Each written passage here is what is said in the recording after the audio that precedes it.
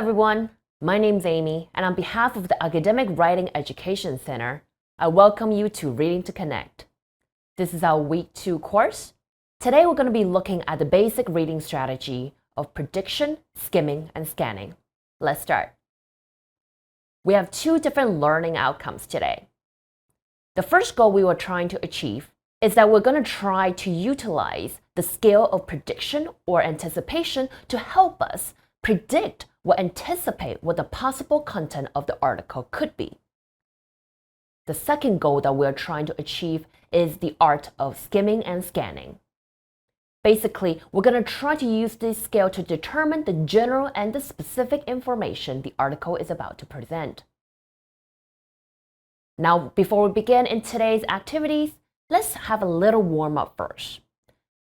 Look at the screen. You see a picture. Okay, now associate this picture with any single word that you can think of.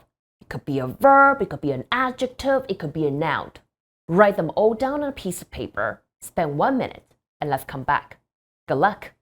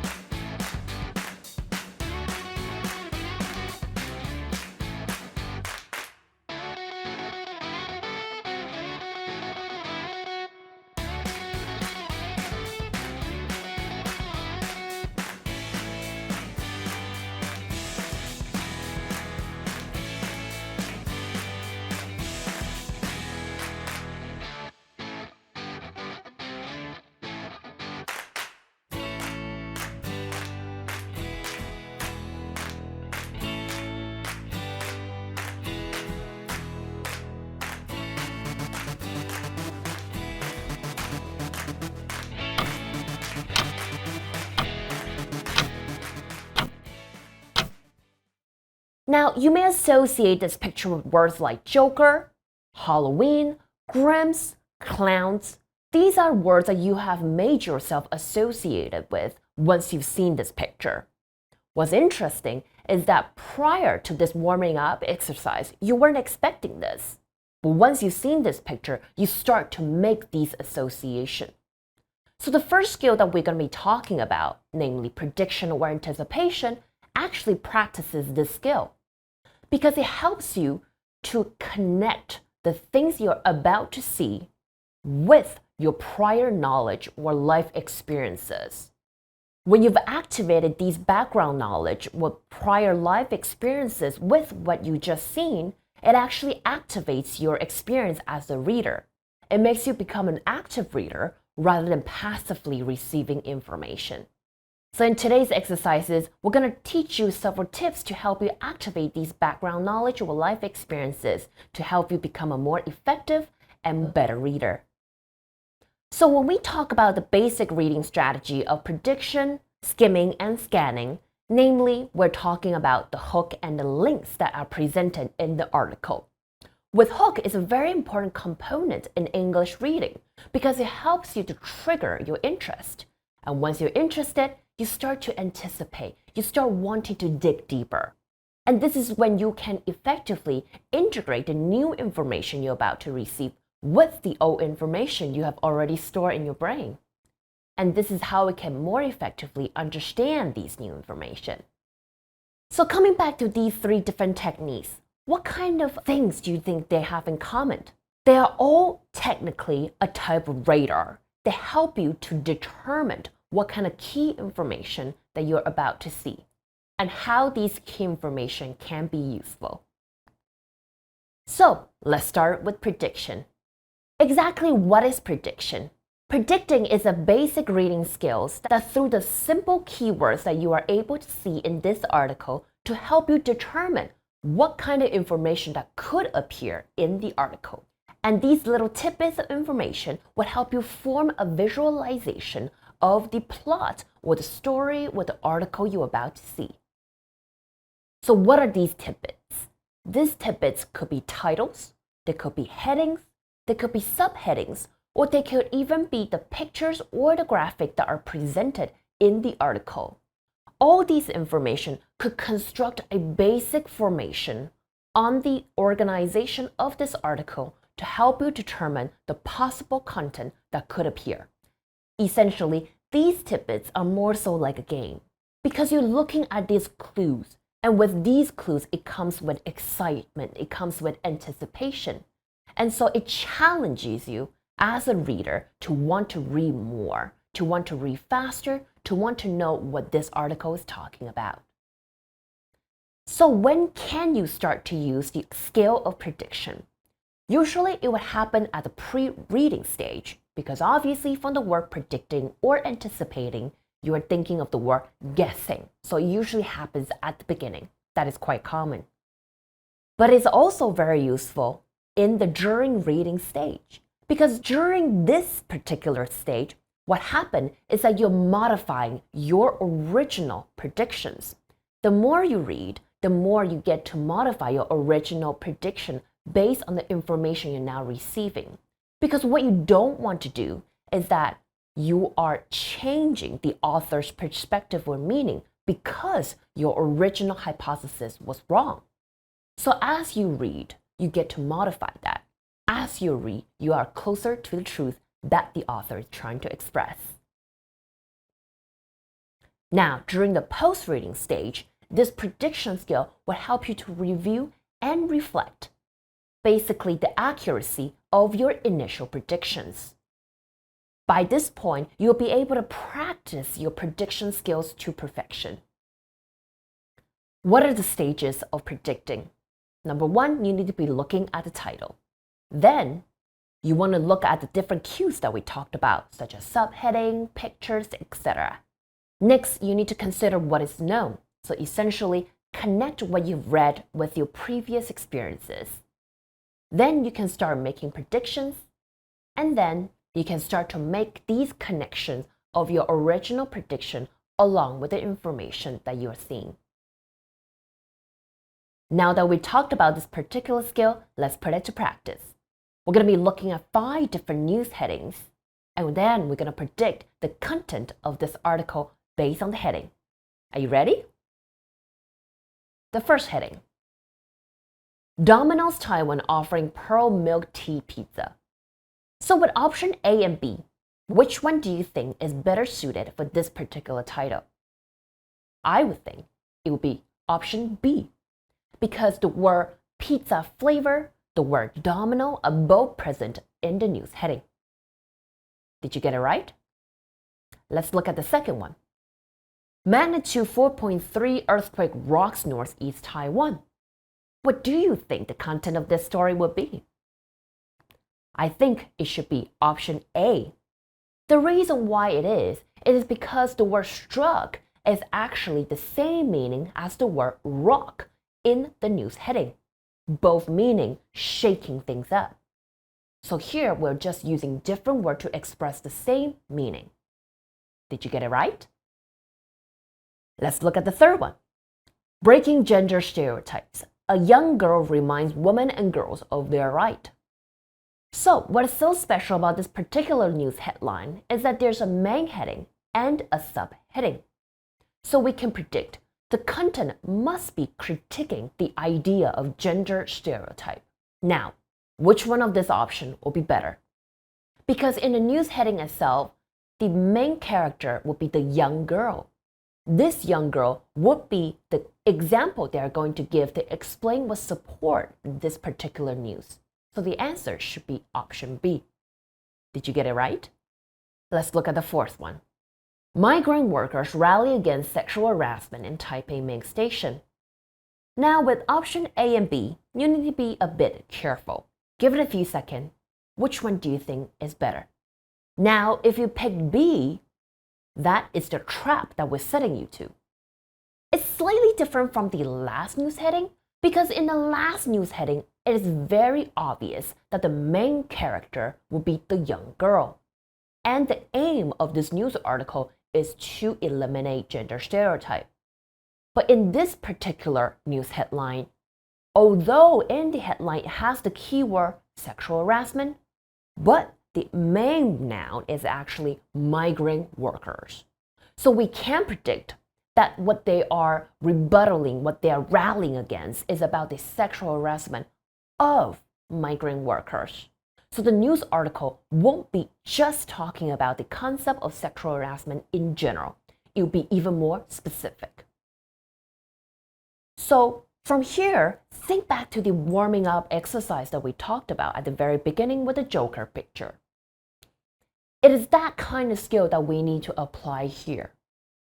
In the original news headline, the keyword struggle did not appear.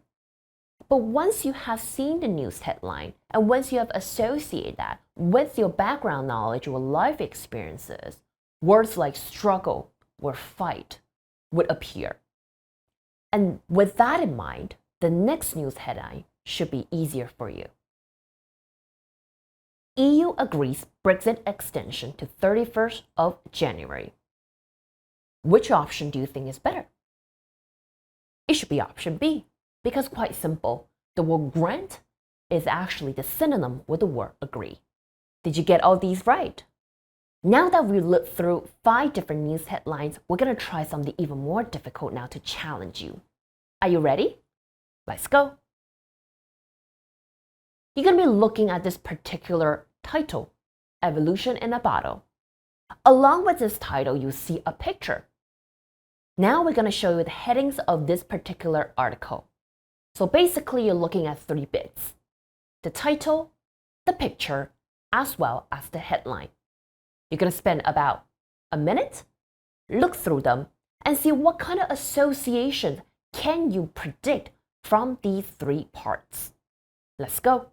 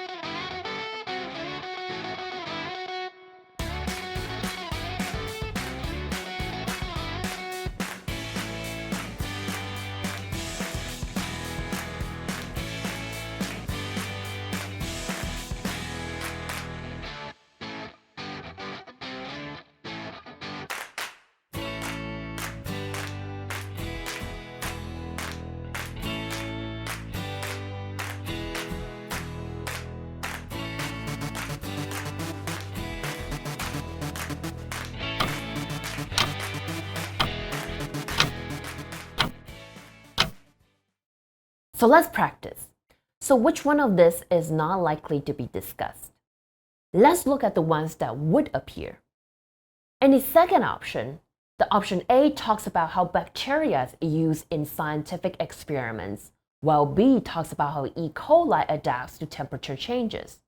Both these, especially the key word, actually appear in the headings.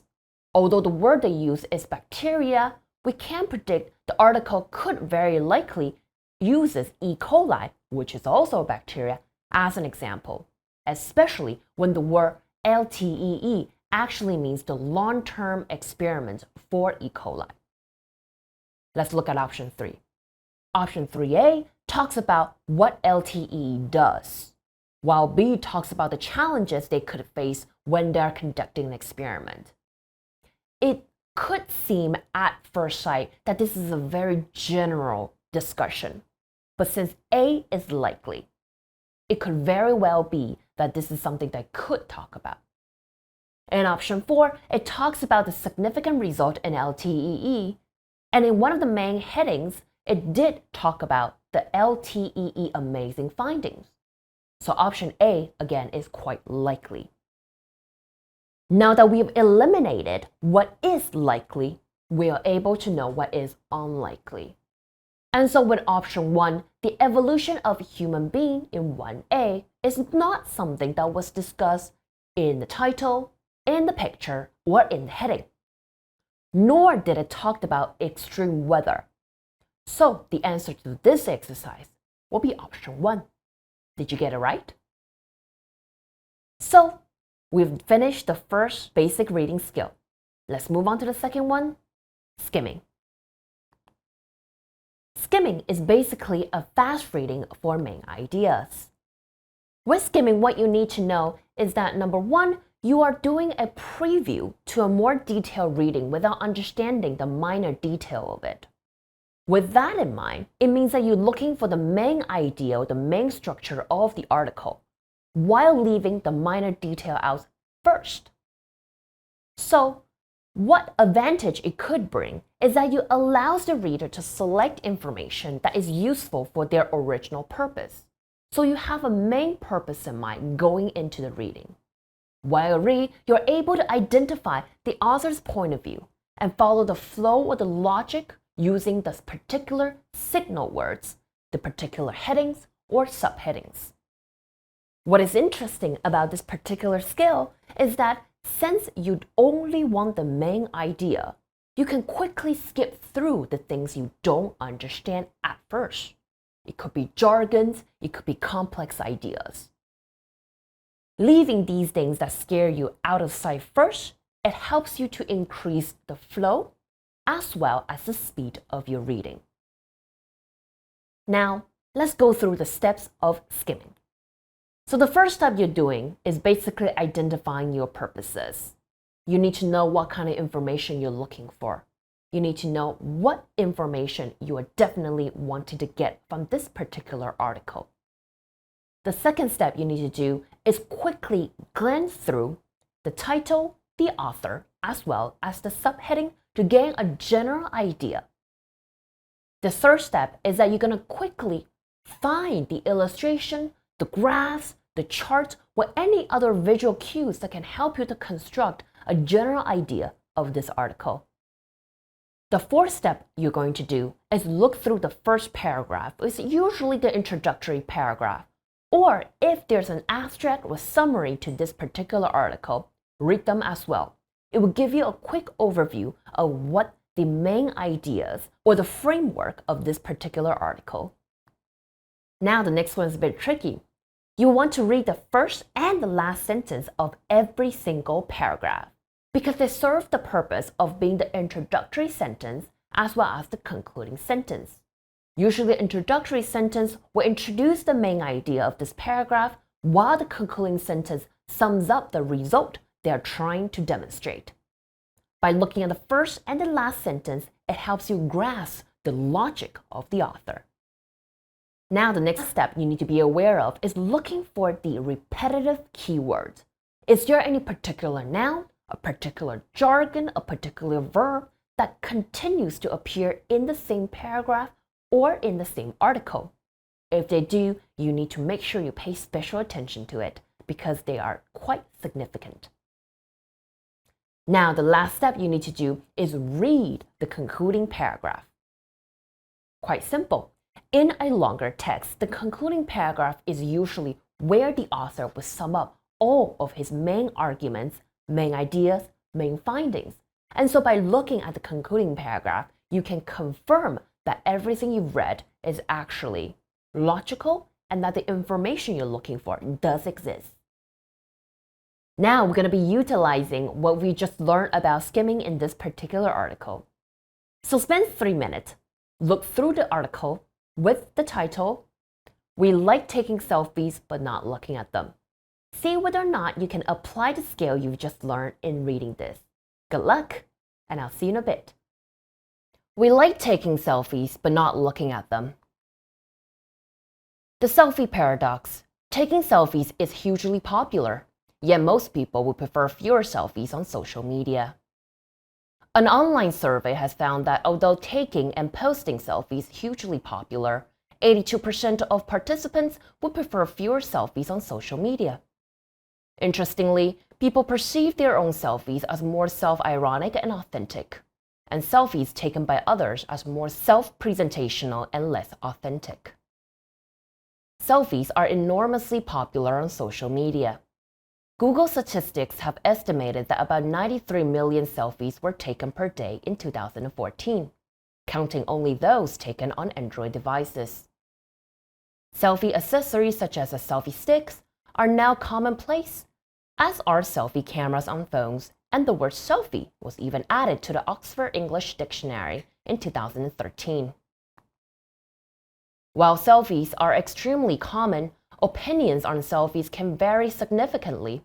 with some seeing them as a creative outlet and a way to connect with other people, and others seeing them as narcissistic, self-promotional, and inauthentic.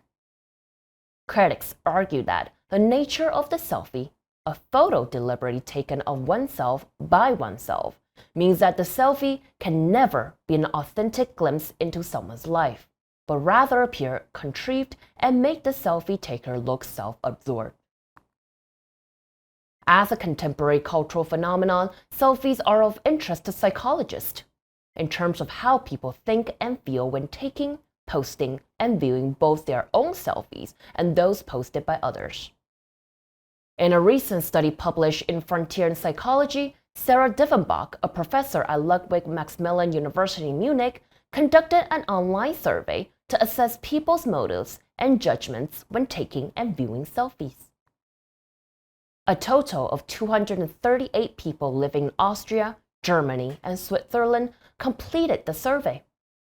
The researchers found that 77% of the participants regularly took selfies. One reason for this might be their fit with widespread self-presentational strategies such as self-promotion and self-disclosure, says Diefenbach. The selfies as a self-advertisement ply the audience with one's positive characteristics, or the selfie as an act of self-disclosure shares a private moment with the rest of the world and hopefully earning sympathy, appears to be key motivators, she explains. A third form of self-presentation is categorized as understatement, where someone portrays themselves and their achievements and ability as unimportant. Participants who scored highly on self-promotion or self-disclosure were more likely to be positive about taking selfies compared with participants who score highly on understatement. So how did you do, guys? Did you successfully apply the skills of skimming? If you have, let's practice. So, after you've just read the article, what is the main idea of the passage? Looking at these 4 different options, which one of them is best suited for the content of this article? The answer should be D. The idea of this article is that although selfies have always been very popular among social media, but research shows that most people actually like to see other forms of photos. Did you get it right? You've done very well. Now that we've talked about the 2 different strategies, we're moving on to the last one, scanning. Scanning is basically a skill where you'll quickly glance through the pages, the lines, or the paragraph to find a particular information or the particular keywords you're looking for to satisfy your goal or the purpose of your reading. So what do I mean by that? Think of your experiences. All right, you are at the airport or you are at the train station. You're looking for a particular flight or a particular train. Would you be looking at every single line for the name of the train? Or would you be glancing through and catching the name of that train or that flight? It could be the word Denver. It could be the word Nottingham. It could be AB123. This is where you start to practice the art. This is where you start to practice the skill of scanning. You're trying to catch the keyword while looking through an abundance of information. So during this process, your brain and your eye actually work together to eliminate and choose not to look at the information that is not relevant to what you are trying to find. So what are the steps to scanning? The first step that we'll be looking at is basically you need to identify what you're looking for.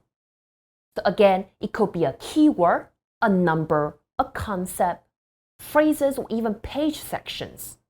So you need to be very clear on what exactly it is that you want to find. Then what you want to do is quickly glance through the pages to look for that particular information.